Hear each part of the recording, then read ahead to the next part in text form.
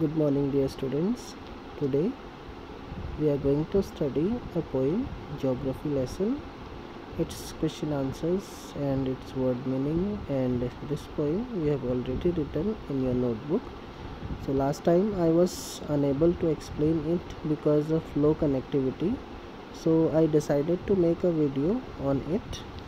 So please watch and try to understand this poem clearly.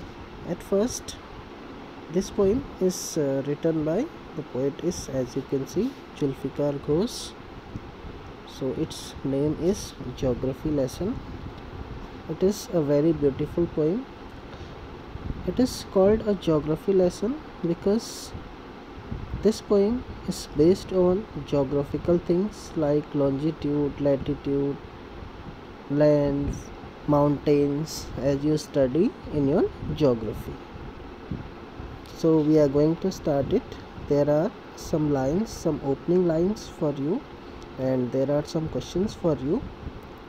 Can you imagine what is your city would look like if you saw it from 10,000 feet above the ground, neatly planned and perfect in proportion like a geometric design? It would strike you as something very different from what it actually is while you are in the thick of it. Means, while we are living on the earth, we are not able to see that how our earth or how the things are designed on the earth. But when we will move above, higher and higher and higher, means about 10,000 feet, everything will be different and we will see that everything will look like a geometric design, means well planned. Here is a poet's description of just such a view of the city and some questions that come to his mind. So we are going to start it. The first stanza. When the jet sprang into the sky, it was clear why the city had developed the way it had.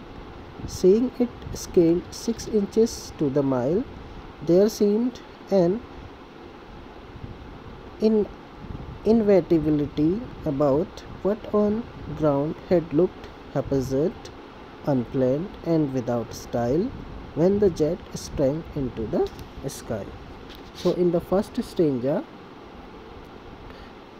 the poet is saying that he describes about his city. He tells us how it appears from the window of an aeroplane. It is clear that the city developed just as it was necessary for the people. So what looked haphazard on ground looked inevitable from the sky. Inevitable means which is necessary and important. Now we will move to the second stanza.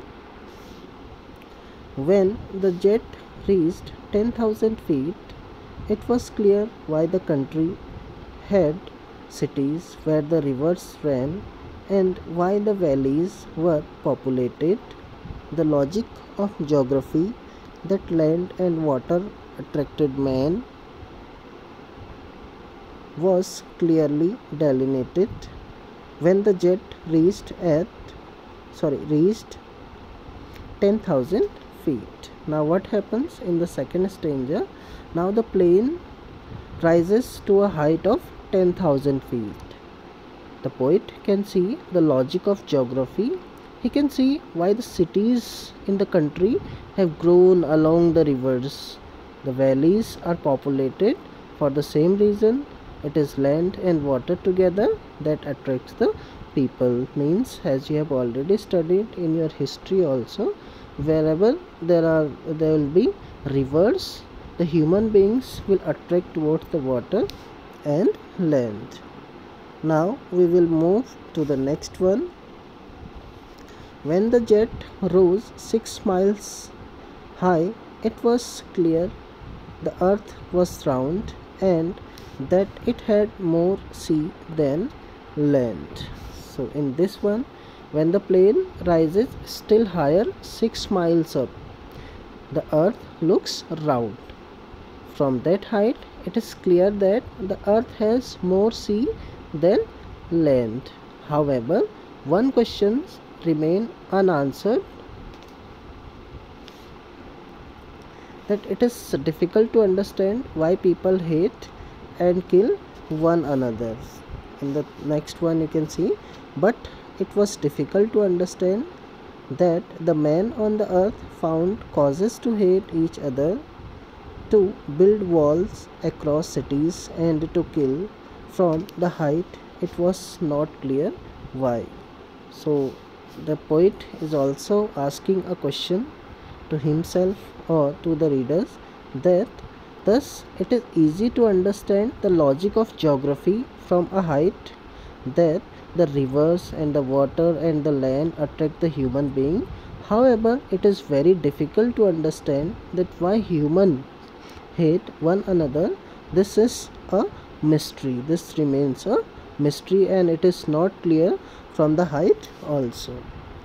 Now there are some word meanings that you have already written in your copy, and you have already written the poem. That is very good.